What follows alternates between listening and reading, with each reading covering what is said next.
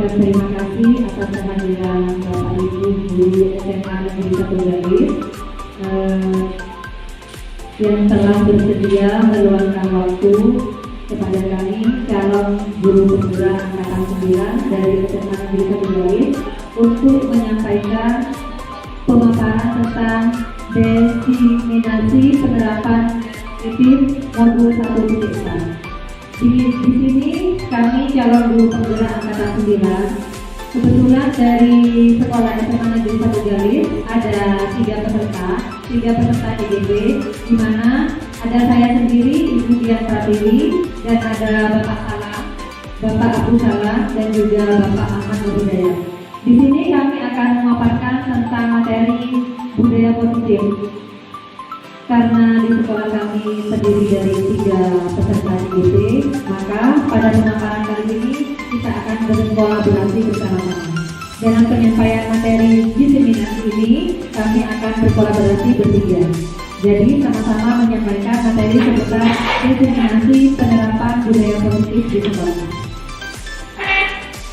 Langsung aja Bapak Ibu.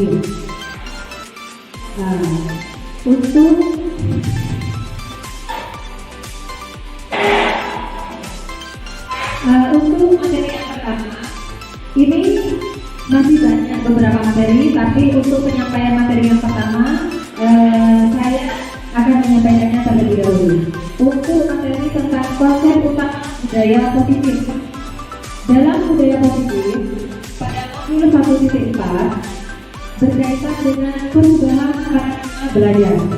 Selain itu, ada kritik positif. Ada juga kebutuhan dasar manusia, motivasi perilaku manusia, posisi kontrol restitusi, keyakinan kelas, dan segitiga restitusi. Di mana pada modul 1.4 ini yang akan kami terapkan di sekolah yaitu disiplin positif. Kita sebagai calon guru penggerak berusaha sebaik mungkin untuk menerapkan budaya positif yang ada di sekolah, di mana siswa-siswa yang rasanya merasa disiplin positifnya di sekolah masih kurang, akan kami terapkan beberapa praktek-praktek atau teori-teori yang sudah kami dapatkan dari modul 1.4. Selain itu, disiplin positif di sini merupakan sesuatu yang kita lakukan pada orang lain untuk mendapatkan kepatuhan. Positif adalah hal-hal yang baik. Jadi pada diri siswa kita berusaha untuk menerapkan hal-hal yang baik, hal-hal yang positif. Entah itu siswa dilatih supaya tidak datang terlambat, siswa dilatih ketika mengikuti pembelajaran itu tidak sering keluar kelas, itu termasuk disiplin yang positif. Juga ketika mengikuti kegiatan upacara, sebisa mungkin ketika anak mengikuti upacara itu tepat pada waktunya. Misalkan kalau di sekolah SMA Negeri 1 Galis ini mulainya jam 7, jadi sebisa mungkin anak diusahakan untuk jam 7 itu harus berada di lapangan upacara. Selanjutnya Pak Teo. Dalam modul budaya positif juga diterapkan tentang kebutuhan dasar. Kebutuhan dasar di sini ada 5. Bertahan hidup. Terus yang kedua kasih sayang dan rasa diterima. Yang ketiga penguasaan. Yang keempat kebebasan. Dan yang kelima tentang kesenangan. Untuk yang pertama tentang bertahan hidup. Di sini sebisa mungkin kita sebagai guru mengusahakan murid untuk hidup memerdekakan murid. Memerdekakan murid di sini kita berusaha untuk berpihak kepada murid. Apa yang murid butuhkan sebisa mungkin kita itu harus menyesuaikannya. Misalkan seperti saya dulu BK. Jadi pada awal pertemuan pertama, misalkan di awal pembelajaran, saya kan menyebarkan asesmen. Ini kebutuhan dulu. Jadi dari situ kita sudah tahu, ini sebenarnya butuh akan materi apa, misalkan materi tentang seks bebas, karena anak-anak SMA ini kan sudah masuk di remaja awal, remaja dewasa awal. Jadi sebisa mungkin itu anak-anak diterangkan tentang materi seks bebas. Terus yang kedua, kasih sayang dan rasa diterima. Jadi anak itu memang butuh akan rasa kasih sayang dari seorang guru Tuh. Jadi guru mungkin siswanya sebisa mungkin kita harus mempunyai rasa sayang terhadap siswa. Karena ada pepatah mengatakan seperti pepatah mengatakan itu tak kenal maka tak sayang. Jadi biar kita sayang, kita harus lebih mengenal siswa itu seperti apa. Untuk yang ketiga tentang kebutuhan penguasaan. Kebutuhan penguasaan di sini kita sebagai guru itu wajib menguasai materi yang akan kita berikan terhadap guru, terhadap murid kita. Jadi sebelum kita memberikan suatu ilmu ataupun materi yang ada di dalam kelas, kita terlebih dahulu harus menguasai apa materi yang akan diberikan terhadap murid kita. Itu kebebasan di sini lebih diperkuat ke kebebasan murid kita. Kayak seperti yang saya jelaskan tadi, memerdekakan murid dan berpihak kepada murid. Tapi memberikan kebebasan di sini tetap berarti dalam tahap pengawasan seorang guru. Bukan hanya memberikan kebebasan murid bebas akan sebebas-bebasnya tidak, tapi murid bebas untuk mengutarakan pendapatnya itu. Yang terakhir itu kesenangan. Jadi diusahakan guru dalam memberikan suatu materi, murid itu diusahakan supaya merasa senang, tidak jenuh. Jadi kita sebagai guru semaksimal mungkin harus menyediakan media pembelajaran yang bervariasi, biar murid itu tidak jenuh, bukan hanya kayak ceramah saja. Kadang kan murid suka dengan permainan-permainan. Tujuannya apa? Biar kebutuhan murid akan rasa senangnya itu terpenuhi.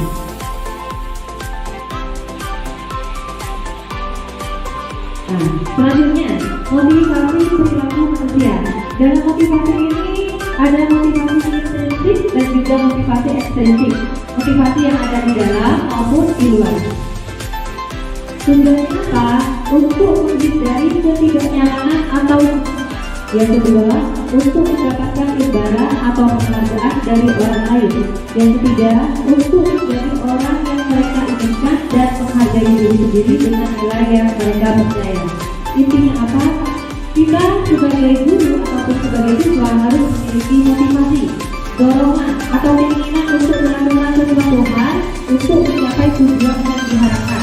Misalkan kita sebagai guru memiliki motivasi agar pembelajaran yang kita sampaikan terhadap siswa bisa mencapai tujuan yang diharapkan. Siswa bisa paham akan materi yang kita ajarkan. Untuk selanjutnya mungkin akan disampaikan oleh Bapak saya.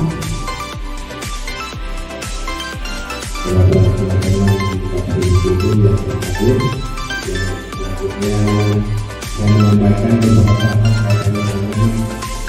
tanggapan secara positif untuk dalam ini dengan melanjutkan dari materi yang disebutkan secara sebagai dengan konflik dengan identitas gagal. Mungkin kaitannya dengan ini identitas gagal. Pertama ada hukuman, ada penghargaan, setelah itu ada konsekuensi dan ada restitusi. Yang pertama hukuman tentunya di lembaga atau pendidikan. Katanya dari itu pertama ada menyedihkan, tidak nyaman, murid takut merasa memaksa, murid menyembunyikan kesalahan, dan selanjutnya murid menjadi rendah diri. Dalam kaitannya budaya positif, selama kami dengan teman-teman di ICP ini, kaitannya dengan hukum memang ada artinya ada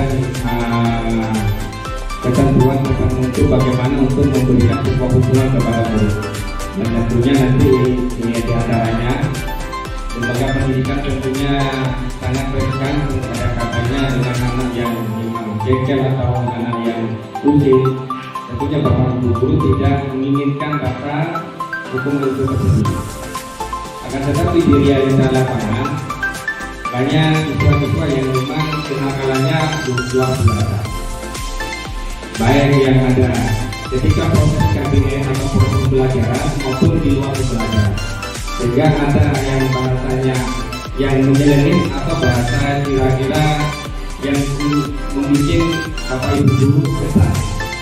Sehingga kembalikan kepada guru pendidik atau pembimbingnya, terutama dalam menindak siswa yang ada dalam proses kegiatan kabinet baik yang ada di sekolah maupun di sekolah. Yang selanjutnya penghargaan intinya ada dari dalam itu ada tidak efektif, merusak hubungan, mematikan kreativitas, menghukum dengan sistem ranking, merampas hak, menghargai dirinya. Tentunya ini yang menjadi gambaran umum dan bagi kami tentang konsep disiplin dengan identitas. Yang selanjutnya disiplin identitas sukses. Ada konsekuensi, ada restitusi. Di konsekuensi ini ada penguatan jangka pendek, perlu monitoring berkelanjutan, untuk setiap murid menghormati peraturan yang ada di sekolah. Kehilangan waktu untuk mengurangi kesalahan. Restitusi, murid bertanggung jawab atas perilakunya. Penguatan jangka panjang, murid menghormati dirinya dan orang lain. Ada teori kontrol dirinya yang memegang kontrol. Murid bersemangat dirinya salah.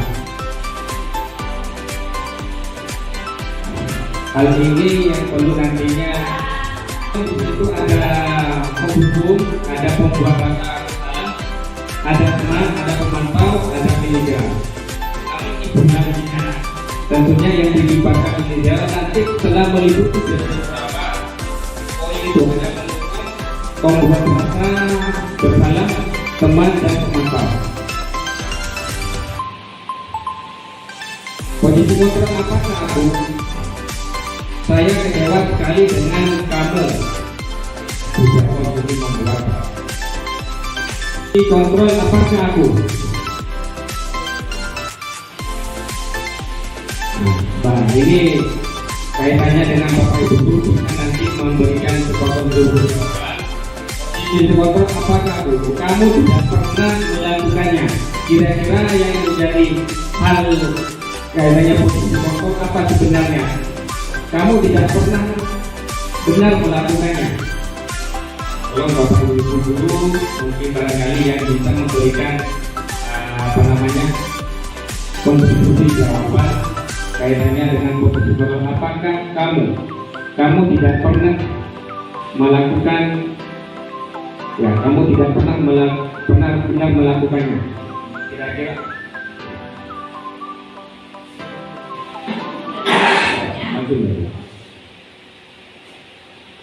apa rencanamu untuk menyelesaikan masalah?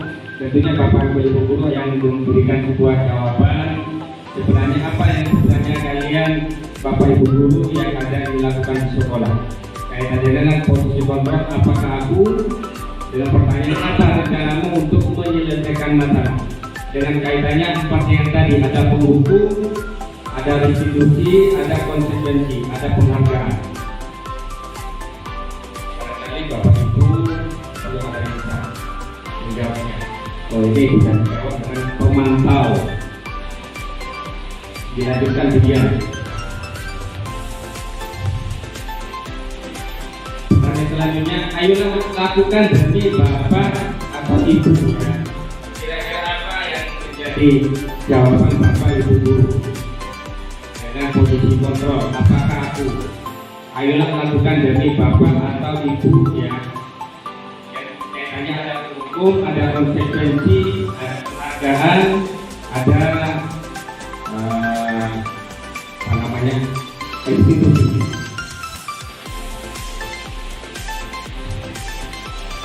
Ya dijawab ada teman. Jawabannya teman. Silakan ya.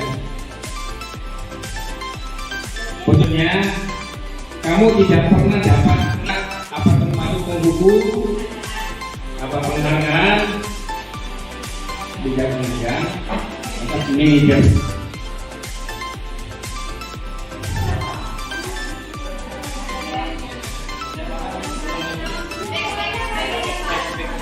Kembali ke depan.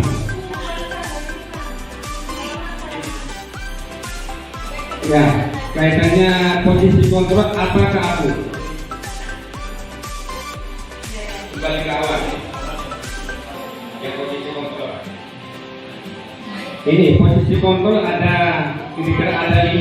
Ada sebagai penghukum, pembuat rakyat bersama, ada sebagai teman, ada pemantau, ada manajer. Dan tentu secara idealnya sebelum ke manajer, yang peran penting ada penghukum, pembuat rasa, ada pembuat rasa bersalah, teman dan pemantau. Ini model yang soal yang perlu dijawabkan kepada guru.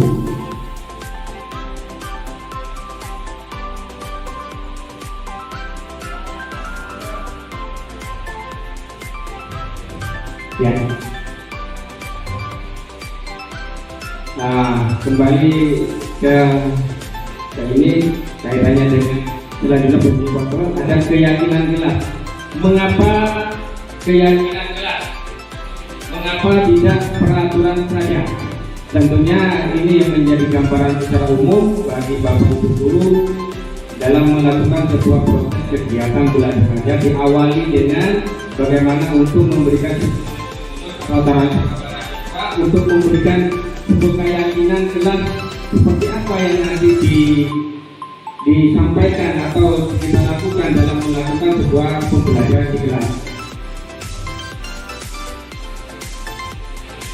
Tentunya keyakinan jelas ini adalah nilai kebajikan universal yang disepakati secara tersirat dan tertulis. Mengapa Anda memakai masker? Mengapa Anda menggunakan helm saat bersepeda motor?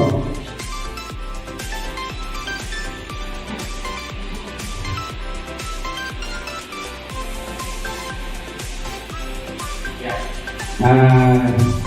Biar nanti penjelasan lebih lanjut disampaikan oleh Bapak Ahmad Nur Hidayat. Terima kasih. Assalamualaikum warahmatullahi wabarakatuh. Ini sebenarnya untuk keyakinan kelas bagi saya dengan tiga institusi Bapak Ibu tapi Bapak mengulang kembali keyakinan kelas. Namun sebelum membahas keyakinan kelas, tentunya kita tahu belum ada keyakinan kelas. Namun yang ada adalah aturan kelas. Benar ada ya?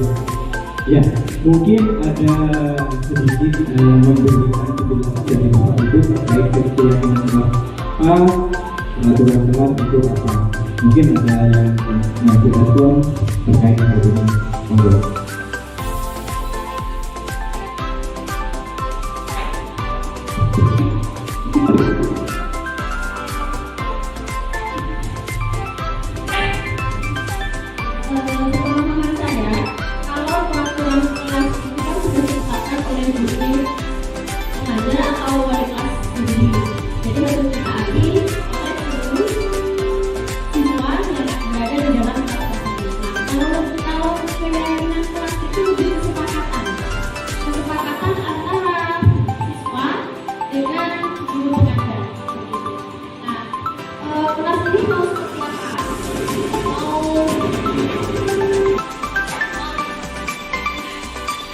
Lebih ke mau dibawa kemana kelas ini? Ayo kita bikin peraturan kelas atau keyakinan kelas lebih ke deal-dealan dari guru, pengajar sama siswa. Terima kasih sebelumnya. Respon dari berikutnya merupakan satu yang sudah sesuai dengan yang kita juga pahami waktu kita mengikuti pemahaman debat terkait dalam hidup itu. Ya, itu benar. Sebenarnya peraturan kelas itu tentunya sudah ada dan sudah ditentukan oleh guru atau sekolah yang harus dipatuhi oleh guru siswa yang ada. Itu. Terus yang keyakinan kelas itu memang benar keyakinan harus kesepakatan antara guru dan murid supaya apa? Tidak ada keberpihakan. Karena terus kalau peraturan kelas itu terus saja apa? Itu sangat menguntungkan bagi guru karena siswa itu sangat merugikan. Itu rasa ketidakadilan. Itu. Itu yang didasar oleh pemahaman dari peraturan. Sedangkan keyakinan pula tentunya karena sudah meyakinkan pula itu ada kesepakatan antara guru dan murid, jadi tidak adanya rasa ketidakadilan. Jadi sudah sepakat antara siswa dan guru sesuai dengan kesepakatan kelas yang disepakati bersama. Itu ya, jadi ya keyakinan kelas itu adalah nilai kebentukan universal yang disepakati secara tersirat dan tersurat. Ini sudah ada di proses sosial yang menanggung itu, yang mulai beriman dan bertakwa kepada Tuhan dan bertakwa bersama dengan Tuhan, bergotong royong bersama itu dari proses sosial agama itu. Namun ada banyak persepsi juga dari beberapa pakar-pakar pendidikan, namun untuk minta waktu tidak saya sebutkan semua. Namun yang lebih pertama itu adalah tentang yang mana dimensi tentang proses Pancasila itu. Nanti ibu bapak tahu tentang proses Pancasila itu akan dimensi. Selanjutnya selain adanya keyakinan kelas, di sini yang terakhir adalah tentang segitiga restitusi. Sebenarnya segitiga restitusi ini sangat berkaitan dengan peran kita sebagai pengelola yang ada 5 dari kita hukum, pembuatan bersalah, teman, pemantau dan juga manajer. Dimana dari kelima posisi kontrol itu yang paling ideal yang sudah dianalisa dan di beberapa pakar studi itu memang yang paling ideal adalah posisi manajer. Dan segitiga institusi ini sangat berkaitan dengan posisi kontrol kita sebagai manajer, di mana segitiga institusi ini digunakan untuk menyelesaikan suatu masalah terhadap permasalahan yang ada di sekolah atau permasalahan yang sedang dihadapi oleh siswa. Nah, segitiga institusi itu terbagi menjadi 3 bagian. Yang pertama adalah menstabilkan identitas. Yang kedua, validasi tindakan yang salah, dan yang ketiga adalah menanyakan keyakinan tadi. Nah, ya, lanjut. Restitusi bukan untuk menutup kesalahan, namun restitusi adalah sebuah tawaran dan bukan paksaan. Restitusi fokus pada solusi dan dapat mengembalikan murid yang berbuat salah pada kelompoknya dan bisa bertanggung jawab terhadap kesalahan yang sudah dilakukan. Nah, contoh penerapan segitiga restitusi.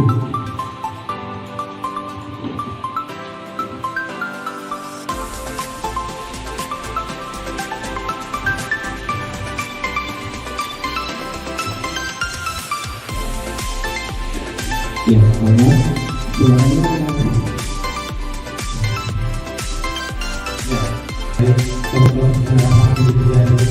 mana anak ini sudah kesal difitnah oleh temannya, dan di sini ada bapak entah itu wali kelas atau guru.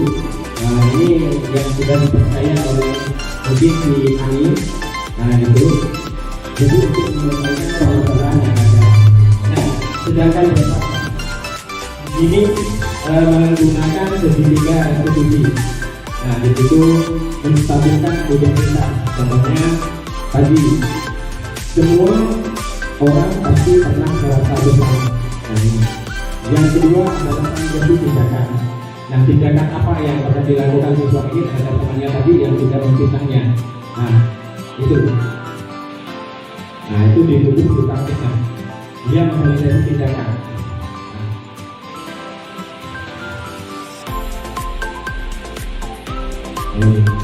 Kamu bisa bertindak lebih cepat lagi kalau tidak sabar. Nah, dia hanya berdetak saja karena sudah besar. Ini untuk validasi tindakan yang salah. Nah, selanjutnya ini nanti akan ada tentang keyakinan kelas. Keyakinan yang sudah disepakati oleh bapak dan siswa tersebut. Nah, dia memang menanyakan keyakinan yang sudah diperbuat keyakinan yang salah itu bisa diperbaiki. Nah, jangan lupa sampai Pak. Jadi kira-kira keyakinan atau prinsip mana yang kurang sesuai dengan keinginan kamu? Ya, saya sebenarnya sangat menghargai orang lain. Namun pada saat itu saya berkonsentrasi jadi tidak menggunakan sifat itu. Kamu meyakini tidak menghargai orang lain itu nanti buatnya yakin apa? Yang tujuh kita perlu saling menghargai.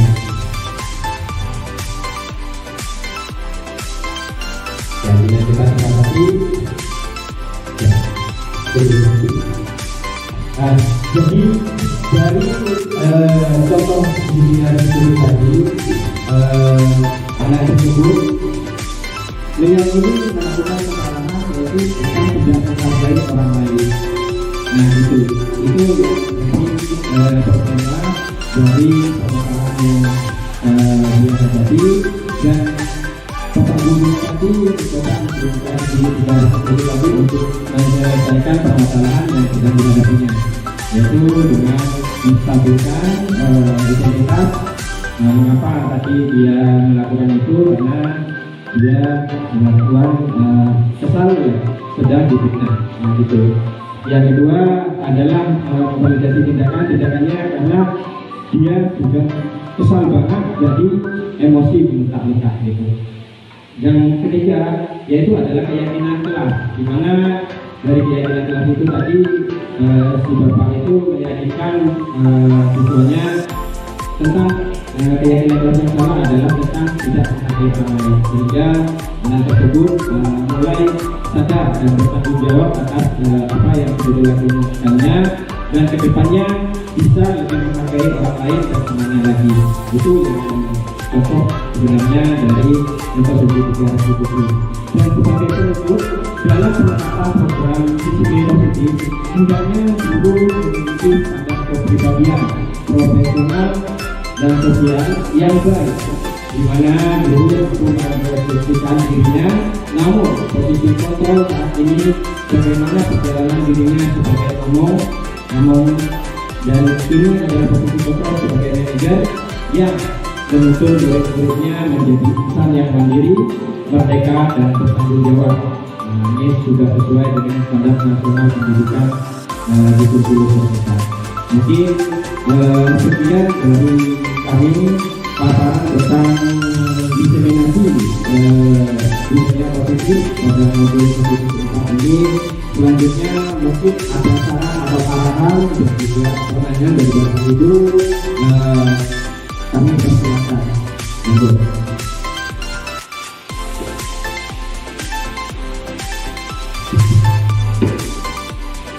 Ya, itu pemaparan dari tentang seputar diseminasi tentang budaya positif. Titiknya ini Bapak Ibu. Dalam modul 1/4 diseminasi budaya positif ini, kita itu diharapkan bisa menerapkan budaya positif yang ada di sekolah. Yang pertama itu memang kita harus membuat keyakinan diri. Seperti apa yang tadi dijelaskan oleh Pak Bola, ya memang benar. Sebelum kita melakukan segitiga restitusi untuk penyelesaian masalah terhadap siswa, kita harus membuat keyakinan kelas dulu dengan anak. Keyakinan kelas di sini, di mana kita ada kesepakatan antara seorang guru dengan beberapa siswa yang ada di kelas. Kita kesepakati keyakinan kelas yang akan diterapkan itu apa? Entah tentang disiplin, tepat waktu datang ke kelas, tidak terlambat datang ke sekolah, atau mengikuti pelajaran dengan maksimal, mengerjakan tugas tepat waktu itu. Kita harus memiliki keyakinan kelas yang kita sepakati gitu. Setelah itu, dalam budaya positif ini kita diusahakan sebisa mungkin penyelesaian masalahnya dengan menggunakan 3 restitusi, di mana ada menstabilkan identitas, yang kedua validasi tindakan yang salah, yang ketiga itu tadi ada meyakinkan keyakinan kelas. Contohnya, jika ada anak datang terlambat, kalau tadi kan videonya memang tidak bisa begini dulu. Ada anak datang terlambat karena rata-rata permasalahan yang ada di sekolah kita itu anak datang terlambat. Pada menstabilkan identitas, kita memberikan keyakinan terhadap siswa dulu bahwa tindakan siswa itu salah. Tapi kalimat salah itu jangan sampai terlontarkan dari seorang guru. Siswa kita berusaha untuk menyadarkan siswa. Jadi seorang guru dalam diskusi harus memberikan arahan supaya siswa itu sadar bahwa perilakunya itu memang bersalah. Setelah mereka sadar bahwa perilakunya bersalah, kita harus memberikan keyakinan bahwa memang setiap manusia itu memiliki kesalahan dan setiap manusia itu tidak ada yang sempurna. Setidaknya biar siswa itu dia tidak hanya saya salah ya. Jadi meskipun dia merasa besar kekuatan dari guru, oh ya memang dia kemudian punya rasa bersalah. Setelah itu kita melakukan validasi besar.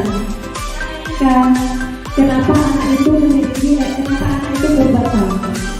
Anak berbuat salah mesti memiliki alasan. Nah, dari kita gali alasan anak melakukan kesalahan dengan berperilaku datang terlambat itu apa?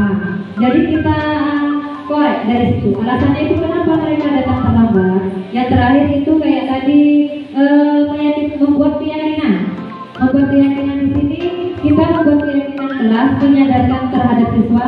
Kita sudah membuat keyakinan. Apa keyakinannya? Tidak boleh datang terlambat. Gitu.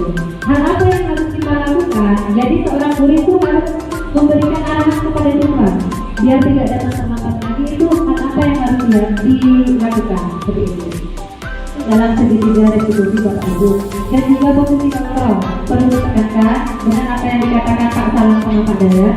Posisi kontrol yang tepat itu bagi seorang guru yaitu posisi kontrol sebagai manajer, di mana kita berusaha sebisa mungkin untuk membimbing siswa, bukan menghukumnya, tidak, bukan berperilaku sebagai teman, tidak. Ada kalanya memang kan siswa dan guru harus akrab, tapi akrabnya dalam tanda kutip. Jadi kalau di modul budaya positif ini, posisi kita sebagai teman itu bukan salah, tapi kurang tepat itu. Apalagi posisi hukum. Jadi kita yang harus diperhatikan oleh itu kalau sebagai manajer seperti itu. Mungkin itu yang bisa kami katakan Bapak Ibu. Ada pertanyaan, mungkin saran atau yang masih ngerti menjawab pertanyaan. Bisa? Terima kasih. Assalamualaikum warahmatullahi wabarakatuh. Saya tertarik dengan proyek yang hasil sudah ada tadi. Kalau hasil jelas disampaikan oleh Bu Sorina itu kesempatan yang sebelumnya KPM-nya yang sudah dikenal. KPM kelas itu adalah masing-masing guru memiliki aturan tertentu kontrak kerja di kelas tersebut. Sepengalaman saya memberikan suatu komitmen bersama dengan anak ketika saya ada di kelas. Kalau misalkan sepatu tidak dipakai, baju ada di luar untuk cowok, cewek tidak pakai siput, maka sepatu yang tidak dipakai saya ambil satu, baju yang tidak dimasukkan di dalam saya buka, saya ambil. Itu memang terlaksana hanya karena satu aturan. Di saat itu saya mengajar, tetapi di saat yang lain itu harus dilakukan. Bagaimana cara atau tindakan agar kesadaran itu ada, walaupun saya tidak menambah pada saat saya mengajar saja. Saya akan lihat hanya waktu kita saja. Kalian misalkan untuk mengambil. Kalau misalkan tidak sama, kita perlihatkan itu tetap saja diambil. Dan saya lihat sekarang ini itu berhasil. Saya lihat misalkan jalan tidak ada anak lagi kelihatan keluar dari itu yang saya buat. Tapi itu merupakan proses. Ibu kenapa cuma kelas ini atau kelas diajari? Itu banyak anak yang bisa keluar, tapi tidak memiliki kata-kata dengan ibu. Saya jawabnya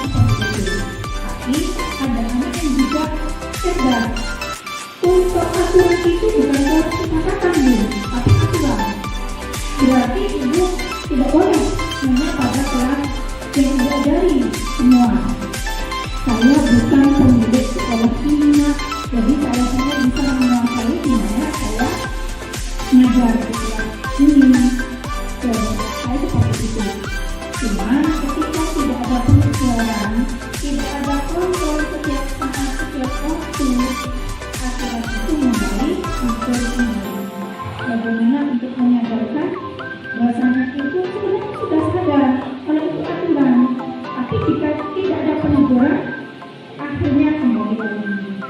Itu pertanyaan saya. Terima kasih. Assalamualaikum warahmatullahi wabarakatuh. Waalaikumsalam warahmatullahi wabarakatuh. Ya, Bunda, saya mencoba untuk menjawabnya. Nanti mungkin bisa ditanya Pak Dayat sama Pak Tama. Kalau dari modul 1.4 yang kita pelajari memang antara peraturan kelas sama keyakinan kelas itu lebih apa ya? Lebih bisa kita menyerapkannya itu lebih ke keyakinan kelas saja. Karena pada keyakinan kelas itu di mana kita ada kesepakatan antara wali kelas misalkan dengan siswa yang bersangkutan. Dengan kesepakatan itu kita kan sudah ada diskusi atau rumbu-rumbu dengan siswa kita yang ada di kelas. Otomatis kalau siswa sudah sepakat dalam hal itu sadar juga, oh ini sudah disepakati. Kalau sudah disepakati berarti kita kan harus melakukannya. Kata sepakat kan sama halnya dengan janji itu. Beda juga dengan peraturan. Kalau peraturan kan kadang memang sudah ada peraturan sekolah, peraturan kelas, kadang kan tanpa ada buat dari siswa. Beda sama peraturan kelas. Kalau keyakinan kelas kan ada kesepakatan bersama. Kalau sudah disepakati bersama, tidak mau kan memang harus dijalankan karena itu sudah kesepakatan kita. Kalau peraturan kelas sama halnya kayak peraturan sekolah itu memang sudah ada. Tanpa siswa ikut campur atau cawe-cawe dalam kita membuat peraturan karena memang siswa kadang tidak tahu itu bukan. Oh, peraturan sekolah sudah ditetapkan dari dulu, sudah dibuat oleh sekolah. Jadi kadang meskipun anak melanggarnya, kadang kan anak berpikir kota sepakat sama itu dan itu. Bedanya cuma itu antara peraturan kelas sama keyakinan kelas. Kalau peraturan kelas sudah dibuat oleh sekolah, misalkan kalau keyakinan kelas kita sepakati bersama. Yang lebih enak digunakan kalau dalam materi ini memang diterapkannya itu sebenarnya menggunakan keyakinan kelas. Kesepakatan bersama. Setidaknya di situ ada rasa sadar atau keyakinan bersama atau kesepakatan bersama dengan siswa. Bagaimana caranya supaya siswa itu sadar? Nah, itu jawabannya mungkin kita melakukan kesepakatan dengan siswa tanpa ada keterpaksaan. Siswa itu sadar sendiri. Kalau siswa itu ada yang melanggar, mungkin diingatkan saja, ini kan sudah kesepakatan kita. Bedanya dengan peraturan. Kalau tetap melanggarnya, mungkin memang sudah karakter anak yang memang sulit untuk berubah. Ada siswa yang sadar akan keyakinan yang sudah kita buat, ada siswa yang tidak betul memang tidak sadar. Meskipun kita sudah membuat keyakinan, ada memang siswa yang memang tidak sadar akan kesepakatan yang sudah kita sepakati. Kalau jawaban dari Bunda tadi itu saya ingatkan ada yang protes dari luar kelas. Jawabannya Bunda memang tadi bukan kewenangan ibu, itu memang tidak salah. Benar dengan seperti itu, tapi ada dua tidak tepatnya juga karena memang sebagai warga sekolah bukan hanya yang di luar kelas yang kita miliki, tapi setidaknya kita menegur itu. Tapi mungkin bertanya Bunda dihubungkan ibu sama itu karena memang tidak ada kesepakatan antara Bu Bunda dengan kelas yang lain. Tapi kalau sebagai guru, memang itu aturan sekolah atau aturan sekolah, kita itu wajib untuk menegurnya. Bedanya dengan yang di kelas, karena kelas itu tidak ada kesepakatan dengan itu. Mungkin itu jawaban saya, mungkin ada tambahan dari Pak Salam ataupun ya di Anggol.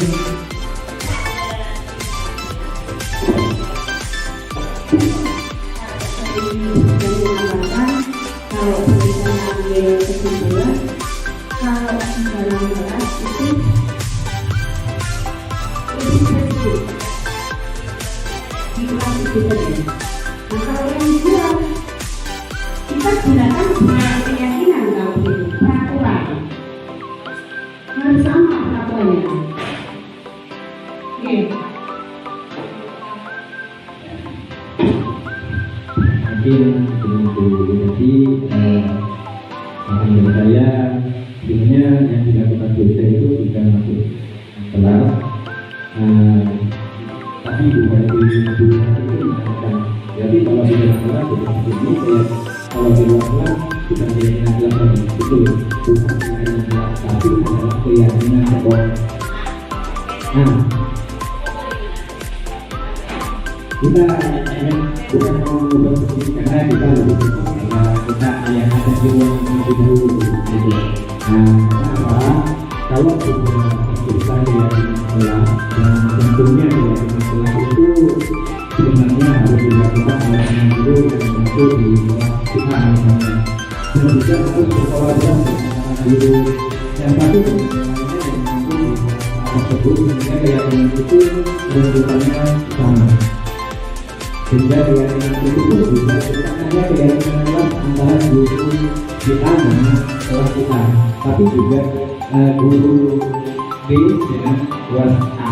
Sehingga aturan itu antara guru A dan guru B, guru K misalnya, itu juga harus menggunakan kolaborasi. Kalau ini keyakinan kelas saya A adalah ini, mungkin itu ya, sehingga keyakinan kelas yang kita buat itu guru A dan B ada perumusan dan juga kesepakatan dari guru-guru bahwa kesepakatan kelasnya yang seperti ini itu bagaimana juga menggunakan wali kelas di kelas A tersebut.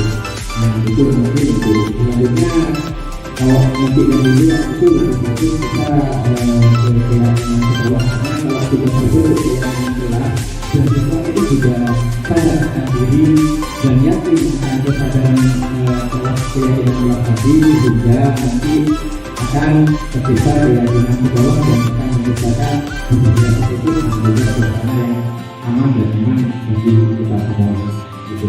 Jadi itu ada tambahan dari Pak Salam atau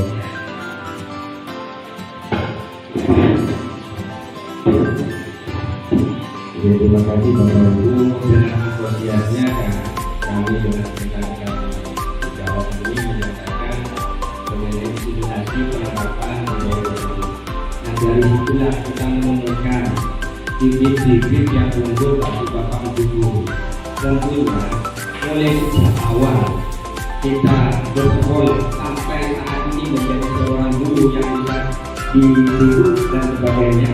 Tentunya itu kita cerita atau bingung kaitannya dengan peraturan kesepakatan dengan berangkat berkaitan supaya eksplorasi ke hati melalui eksperimen kepada keluarganya tentunya itu juga bingung. Makanya dengan doktrin seperti itu kehadir menemukan sebuah yaitu dengan istilahnya bahasa ilmu merunsum bagaimana seperti berangkat dari keluarga itu. Kalau keluarga itu tidak kesepakatan dalam keluarga, tentunya apa yang ditemukan oleh anak yang ada di rumah itu bagian yang kecil. Makanya dengan hal ini kita tertarik dengan Bapak Ibu guru sudah sangat kesepakatan atau keyakinan dan di mana keyakinan itu yang disampaikan tadi oleh teman menjawab barusan yang menjadi sebuah pola pikir atau kebiasaan tadi. Anak-anak itu punya potensi, punya keunikan sama tentunya yang perlu disepakati yang ada di kelas itu bagaimana dalam kondisi kegiatan praktek kelas itu lebih enak, lebih enjoy, lebih elok dan segala macam. Sehingga kesepakati bersama ada disiplin waktu, ada anak dalam uji ikuti apapun satu pelajaran. Sehingga dari siswa dengan bapak ibu yang ada di kelas menyepakati kesepakatan itu nanti berkolaborasi dengan bapak ibu guru yang mengajar dalam satu kelas itu. Contoh seperti di kelas A. Jadi ada di sini ada beberapa ada 36 bapak ibu guru ada 36 orang atau bapak ibu guru ada 36 guru yang mengajar dalam satu kelas paling tidak dalam satu harinya kurang lebih ada 25 pertemuan seperti itu. Itu di kelas A harus benar-benar berkolaborasi dengan satu sama lain karena kami harapan bapak ibu tentunya beda cara penyampaiannya. Kalau disepakati dalam kelas ini sehingga menemukan sebuah budaya positif nanti melangkah kepada peraturan yang ada di sekolah secara umum tentunya menjadi sebuah gagasan yang paling baik kepada sekolah untuk menerapkan budaya positif yang ada di sekolah. terima kasih. Ini sudah saya sampaikan dari beberapa teman. Kiranya mungkin nanti kemudian menambah sedikit apa yang disampaikan oleh Pak Dayat dan saya. Dan Bapak Ibu tetap dihargai dengan apa yang disampaikan barusan. Intinya gini, mungkin masih bingung dulu ya. Intinya, apakah kalau keyakinan kelas berarti hanya di kelas? Iya, memang hanya di kelas. Tapi kalau di luar bagaimana? Di luar itu ya bukan keyakinan kelas lagi, tapi keyakinan semuanya. Berarti salah ya peraturan? Bukan, tidak ada yang salah, cuma yang membedakan antara keyakinan sama peraturan saja. Kalau keyakinan itu ada kesepakatan antara siswa dengan guru, kalau peraturan itu sudah ada, sudah ditetapkan di sekolah. Apa boleh diterapkan di luar? Boleh, tapi bukan keyakinan kelas lagi, tapi keyakinan sekolah. Itu bedanya apa?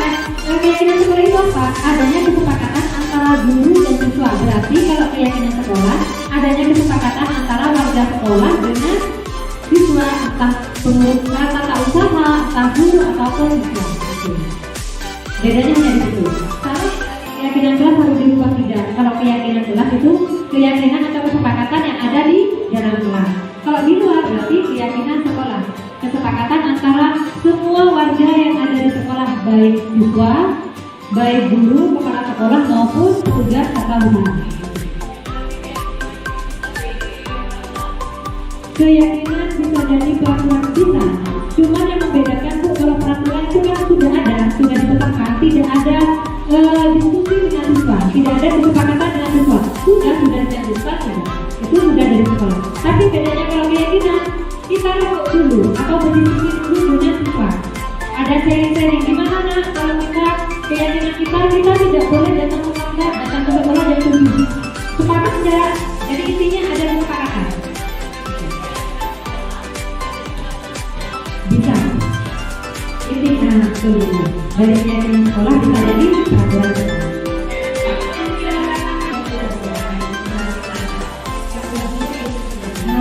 Iya.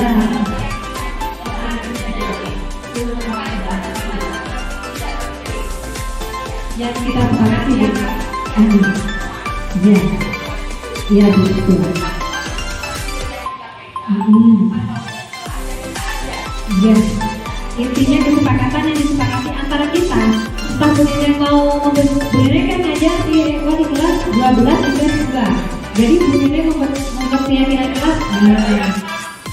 Terus di Bunene ngajar di kelas 10. Nah, saya membuat keyakinan boleh tidak? Saya kan bukan wali kelas yang boleh.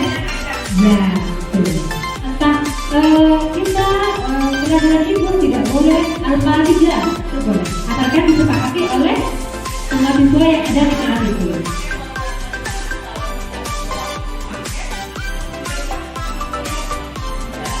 Boleh. Ya, itu namanya keyakinan. Intinya ada kesepakatan dengan siswa. Hanya itu bedanya.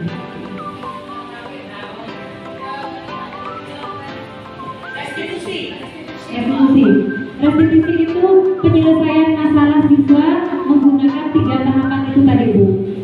Menstabilkan identitas, validasi tindakan bersalah, sama membuat keyakinan.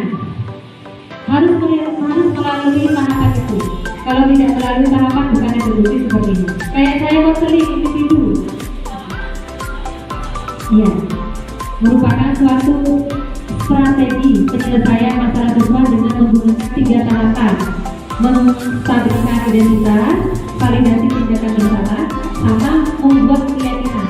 Kayak tadi, anak datang terlambat, harus ada kalimat tentang menstabilkan identitas, harus menyadarkan siswa bahwa perilaku siswa itu salah. Oh iya, saya salah datang terlambat. Jadi paling tidak harus melakukan kalimat itu.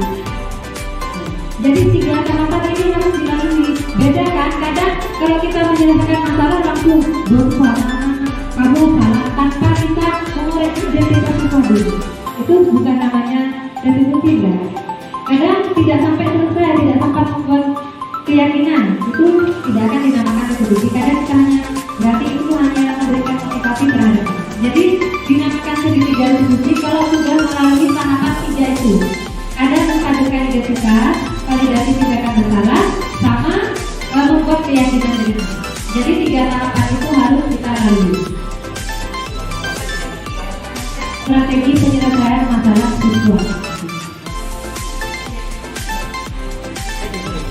Mungkin ada pertanyaan yang lain Bapak Ibu? Sudah? Karena kita sudah buku, ada diskusinya, kami ucapkan terima kasih atas partisipasi yang Bapak Ibu lakukan. Semoga pemaparan yang kita berikan, baik Ibu Dian dan Bapak Hidayat dan Bapak Sarah, bisa memberikan ilmu yang bermanfaat terhadap Bapak Ibu semua. Teman-teman, jadilah guru yang bisa memotivasi terhadap siswa kita. Kurang lebihnya saya mohon maaf. Wassalamualaikum warahmatullahi wabarakatuh.